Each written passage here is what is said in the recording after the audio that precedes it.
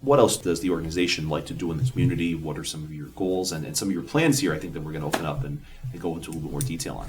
Yeah, we really expanded our mission because what we saw is that not just in wrestling and sports, there's lots of needs in the community for young people. So we were fortunate to be able to purchase the building on Washington Avenue, 1621, off of the West Creighton Watch Association, and we're converting that into a community center. So what we're doing now is we're obviously going to have wrestling in there and athletics, which is great. We have a big team now. I think last year, Andy, we have about 75 or 80 kids. Yes. Yeah, we started off with over 120. And for that all to be offered free, that was something that we talked about on the board was how could we get more kids involved? How could we expose them to the sport of wrestling? And wrestling it's so important. Yes, like the physicalness of it, but the mental toughness, the fortitude that comes with it, knowing and committing to the practices, knowing and committing to the team and being held accountable. There's the when you step on the scale doesn't lie. You say that you're going to be 140 pounds, you better be 140 pounds. I learned that this morning, right? There you go. A lot of us do, right? So with that was kind of the start. And then once we start engaging more with the families and we got the building, Westside has a lot of great families. And a lot of great parents need help and support because it's expensive to do anything nowadays, as you know. So what we did when we got the building was it was primarily going to be a wrestling facility initially. So it's about a 4,500 square foot facility. The main area will have wrestling mats in it, but we'll be able to roll those mats up to do community events and other activities. So we're talking to other groups to get other people in there. So for example, an arts academy was formed, the Youth Arts Coalition, to help kids in the visual arts and performing arts and music.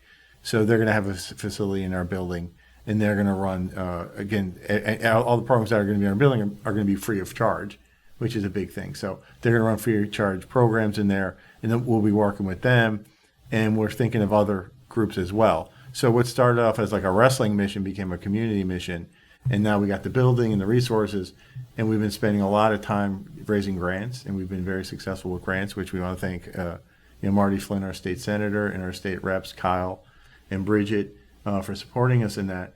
But we received a local share grant, and that kind of was the foundation of the renovation. Since then, we've gotten a grant from the Willie Foundation. We've gotten a grant from the Briggs Foundation. We got a Lackawanna County Reinvestment Grant.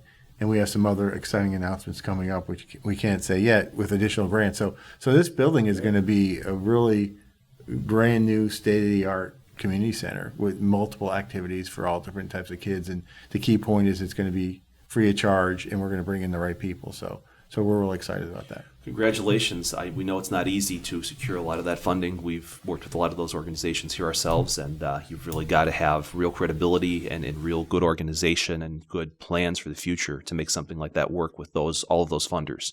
Not easy to do, so our congratulations on that, and we look forward to seeing and supporting the work going forward. But to go back a bit, talk to us about how the building, that's a building that's familiar to a lot of residents and visitors in the neighborhood. So where did the idea and kind of the genesis come from to acquire the building, and tell us a little bit about how that process came to be? Yeah, I mean, we want to thank Karen Foster and for working with us on that, because they purchased the building originally with a grant, and getting programs in there and getting the renovation is a difficult thing, and it requires a small village or a small army, if Andy was going to say it. So we have that. In our organization, we have about 60 paid members. Plus on our board, we have folks like Andy who have lots of different kind of skill sets. We have people from education.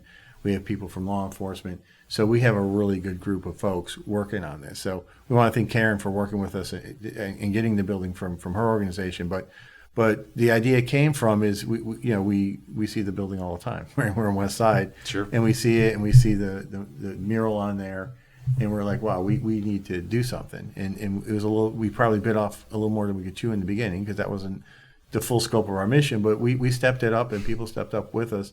So it wasn't very difficult getting Karen to work with us to get to purchasing the building, and then start building out the plans for it. Yeah, in the beginning, I remember we went all around town looking for properties that were off the tax records, that were not being used. We talked about building at one point.